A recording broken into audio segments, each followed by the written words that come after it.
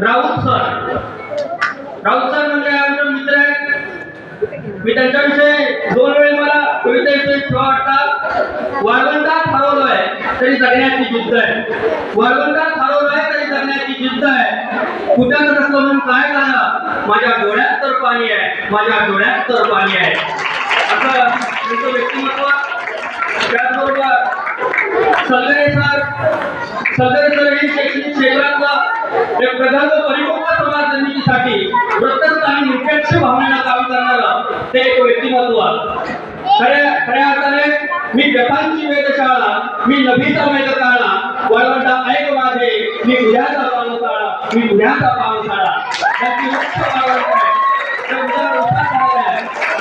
आयुष्यामध्ये विचार करण्याचं काम शाळेत होत आहे.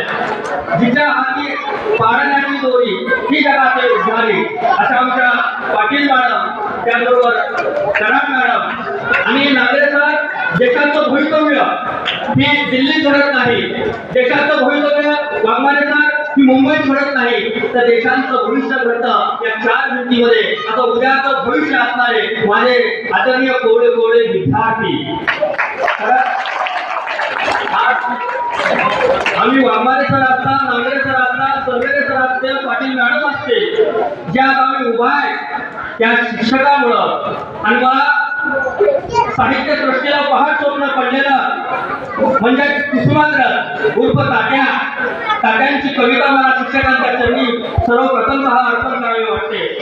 ओळखलं का सर मला पावसात आला कोणी, कपडे होते कदमलेले केसावरती पाणी, शंभर बसल्यानंतर हला वरणावरती पाहून गंगामाई पाहुणी आली गेली घाटात पाहून, माहेर वाचून पोरीसारखी 4 भिंतीत नाचली, मोकळ्या हाती जाईल कशी बायको मात्र वाचली, भिंत बसली फुल भेटली होते नव्हते गेले, प्रसाद म्हणून पापणामध्ये पाणी थोडे ठेवले, कारवानीला घेऊन संगे सर आता लढतो आहे, पण ती भिंत बांधतो आहे, चित्रगाळ काढतो आहे. खिशाकडे हात जातात हसत उठला, पैसा नको सर, जरा एकटेपणा वाटला, मोडून पडला संसार तरी मोडला नाही कणा, पाठीवरती थाप देऊनी फक्त लढ म्हणा, पाठीवरती थाप देऊनी फक्त लढ म्हणा. भारताचा इतिहास हा भव्य आहे, दिव्य आहे, तेजस्वी आहे, ओजस्वी आहे. भारताचा इतिहास हा खऱ्या अर्थाने एक रंजक इतिहास म्हणून त्याच्याकडे बघितलं जातं. आजही पाश्चात्य देशातले राष्ट्रातले लोक ज्यावेळेस तिथं वाघमारे सर येतात त्यावेळेस आपल्या या देशाच्या माती पहाडी लावतात. एवढं खऱ्या अर्थाने पवित्र या मातीचं आपल्याला दिसून येतं. नालंदा, तक्षशिला, वल्लभी, नडिया अशी एकाहून एक नावं त्यांनी जागतिक विद्यापीठ आपल्यामध्ये घेऊन गेलेली आहे. आणि म्हणूनच भारताचे आज भक्कम आणि अति सक्षम अशी वाटचाल विश्वगुरु होण्याकडे असलेली आपल्याला दिसून येते आहे. आणि त्याचे पायी हे आपण सर्वजण आहोत. आज आम्हाला खऱ्या अर्थाने पुढे आमची वडीलधारी मंडळी बसलेली आहे, त्यांचं तरी कुठल्याही खऱ्या अर्थाने शिक्षण झालं नसलं, कुठल्याही विद्यापीठातलं खऱ्या अर्थाने पुस्तक वाचलं नसलं तरी वाघमारे सर ती चालती बोलती विद्यापीठ आहे. कारण त्यांच्यापासून जी काही अनुभवाची शुद्धोरी आहे ती भक्कमपणे घेतोय. आणि त्यामुळे आमची आई सातत्याने म्हणत असते की बाबा रे, तू घेणारा होऊ नको, तू देणारा हो.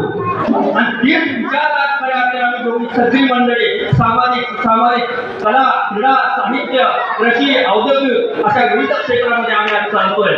विंदा करंदीकर त्या कवितेच्या माध्यमातून खूप सांगून देतात. चांगुलपणा काय असते, उदारभावना काय असते, दातृत्व काय असतं, ते ओत त्या काव्यामध्ये खऱ्या अर्थाने दिसून येतात.